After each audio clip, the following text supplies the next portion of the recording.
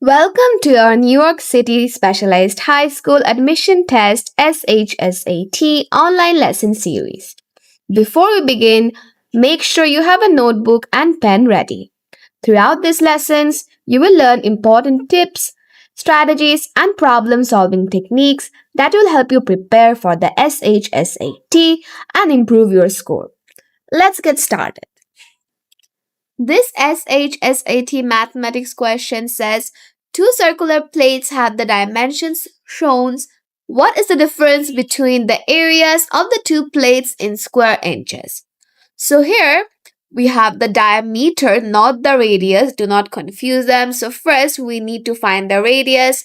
So radius is half of diameter. So half of 18 gives us 9 and half of 12 gives us 6. So you have the radiuses here and we know formula for area is pi r square. So 9 square times pi gives us 9 squared is 81 times pi and 6 squared is 36. So that's 36 pi. Now we need to find the difference. So 81 minus 36 equals to 81 minus 30 gives us 51 and 51 minus 6 gives us 45. And with that, the correct answer is option C. This SHSAT mathematics question says the volume of a cube is 512 cubic centimeters. What is the length in centimeters of one edge of the cube? So in order to solve this in an easy way, we can do the option test. So the formula for volume of a cube is length times length times length, which equals to length cubed. So if we do the option test, we will get that 6 times 6 times 6 equals 6 times 6 gives us 36 and 36 times 6 will give us something that ends with 6, but the volume ends with 2, so this is not the correct answer. Now let's do 7 times 7 times 7. So 7 times 7 gives us 49 and 49 times 7 will give us something that ends with 3 as 9 times 7 gives us 63. Again, this is not the answer. Now 8 times 8 times 8 equals 8 times 8 gives us 64.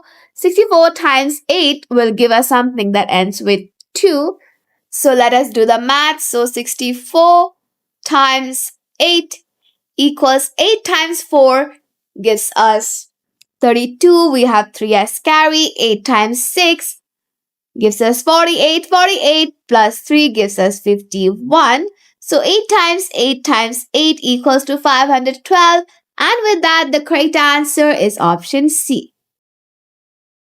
Next, we have the integers n minus 1 and n plus 1 are factors of 168. What is the greatest possible value of n? So the question asks for the greatest possible value of n. So let us again do option test. So the greatest option is option D, which is 9.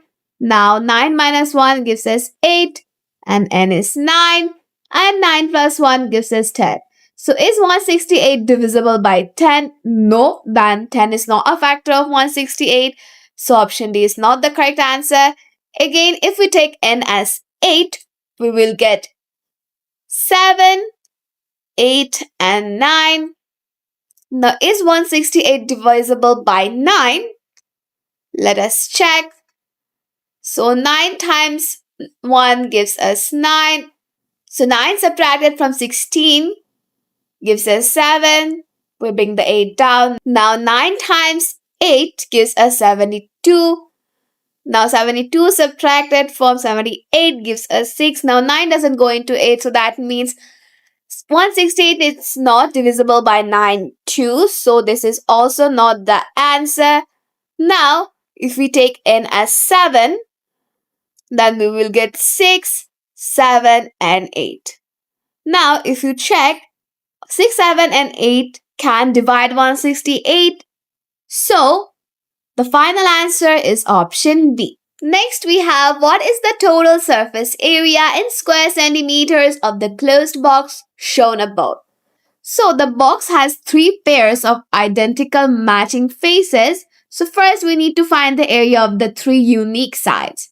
So side 1 is 20 times 40. So 20 times 40 is simply 20 times 40 equals 2 times 4 gives us 8. And we have 2 zeros, so we put it down. So 20 times 40 gives us 800. So for side 2, we have 40 times 50. So 5 times 4 gives us 20 and we have 2 zeros, so we put it down. So now we have 2000 and side 3 is 20 times 50. So 2 times 5 gives us 10. Again, we have 2 zeros. So that's 1000.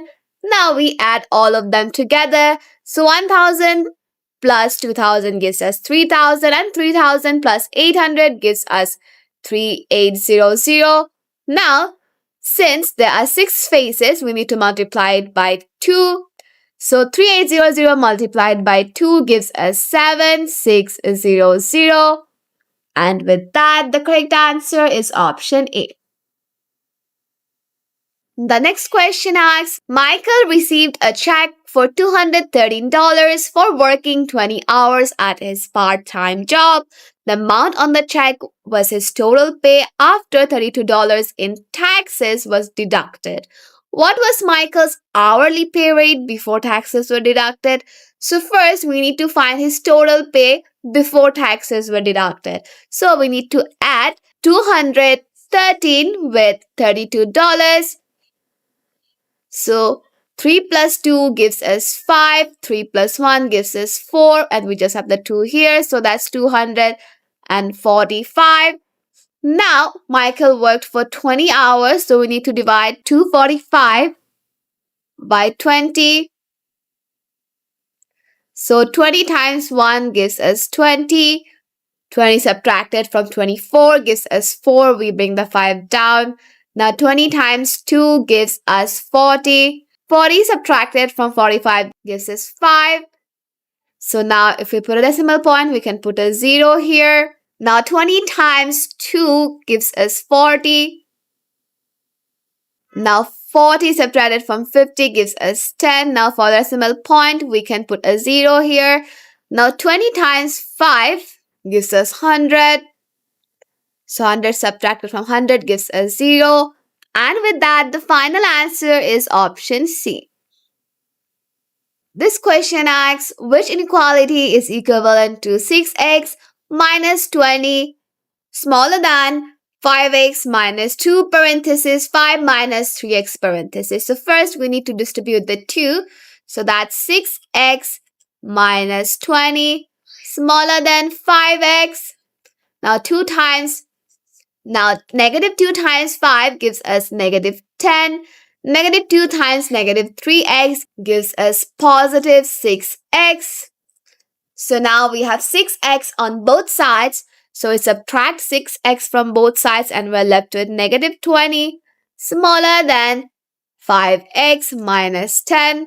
Again, we have minus 20 and minus 10. So if we add plus 10, we will get minus 10 and 5x on both sides. So now if we divide both sides by 5, we will get negative 2 smaller than x. And with that, the final answer is option D. The question says the least positive integer evenly divisible by the first 6 positive integers is 60. What is the least positive integer evenly divisible by the first 8 positive integers? So the first 6 positive integers is already taken. So we just need to find the numbers divisible by 7 and 8. So is 120 divisible by 7? No, as 7 times 20 gives us 140. So 120 is not divisible by 7. Next we have 420. Now remember, 7 times 70 is 490 and 7 times 60 is 420. But we also have to remember if it is divisible by 8, and no, 420 is not divisible by 8. So this is also not the correct option. And again, 360 is not divisible by 7, as 7 times 50 gives us 350.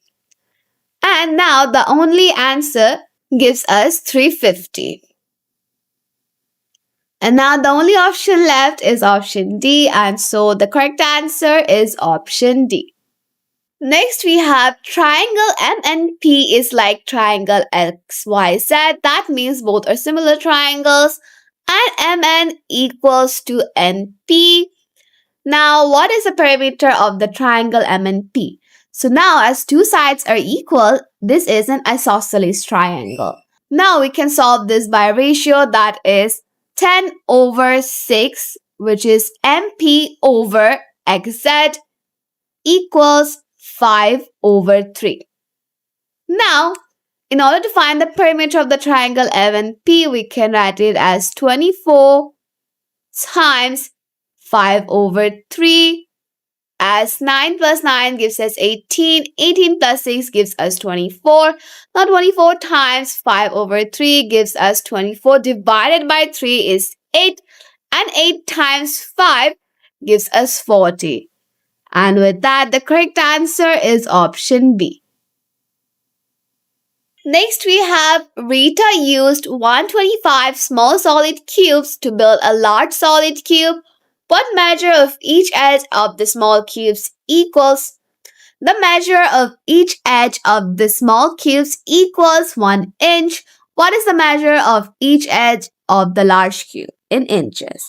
So first, let's do the option check. So 4 times 4 times 4, the formula of cube volume, gives us 4 times 4 is 16. 16 times 4 will give us something that ends with 4. So this is not the correct answer. Now again, 5 times 5 times 5 equals 5 times 5 gives us 25. 25 times 5 gives us 125. So 125 is the number of small solid cubes. So the measure of each edge of the large cube is 5 inches. And with that, the correct answer is option B. The next question says a rectangular kitchen floor is 12 feet long and 7.5 feet wide. It will be covered completely with new square tiles measuring 0.75 foot on each side. How many tiles will cover the floor? So don't try to find the area here. First, see how many tiles are needed to cover 7.5 feet and 12 feet. So 7.5 divided by 0.75 equals to 10. So we will need 10 tiles to cover the width.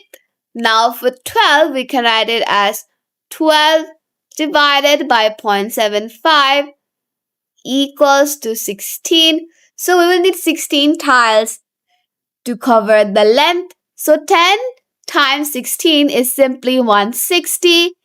And with that, the final answer is option C. Next, we have what is the value of 1 and 5 over 7 minus 1 and 6 over 7 over 3 and 4 over 7 minus 3 and 6 over 7. So first, if we subtract the whole numbers, 1 minus 1 will give us 0 and 3 minus 3 will give us 0 too. So if we subtract 6 over 7 from 5 over 7, we will have minus 1 over 7. And if we subtract 6 over 7 from 4 over 7, we will have minus 2 over 7. Now, if we change the division sign and flip, this 7 and this 7 will cancel each other out, leaving us with negative 1 over negative 2. Again, these two negative signs will cancel each other out. And with that, we will have half. And with that, the final answer is option C. So the question says if x and y are both negative integers with x smaller than y, which expression has the least value? So if we take the value of x as -2 and y as -1, as x is smaller than y and both are negative integers, we can calculate the options. So x squared, which is -2 squared, gives us 4. X squared times y, which is -1. So 4 times -1 gives us -4. Now x is -2 and y squared is -1 squared, which is 1. So -2 times 1 gives us -2. Now negative x squared, which is -2 squared times -1 gives us 4, and negative x, which is -2 times -1 squared, gives us 2. So, which expression has the least value out of all these numbers? -4 is the smallest one. So, the final answer is option A. Next, we have Mr. Jones has 550 goats, which is 10% more than Mr. King has. How many more goats does Mr. Jones have than Mr. King? So here Mr. Jones has 550 goats.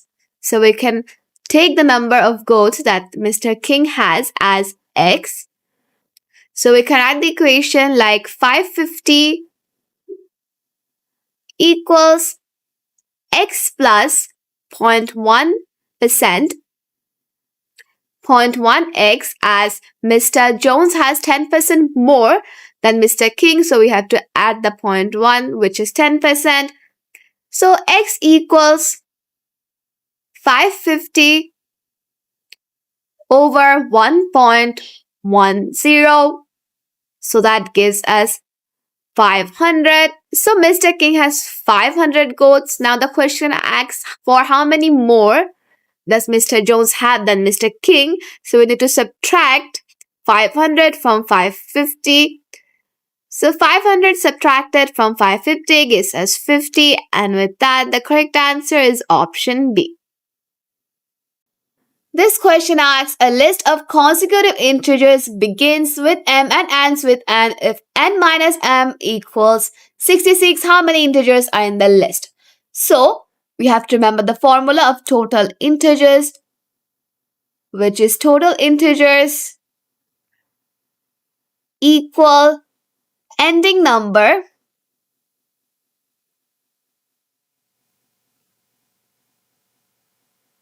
minus beginning number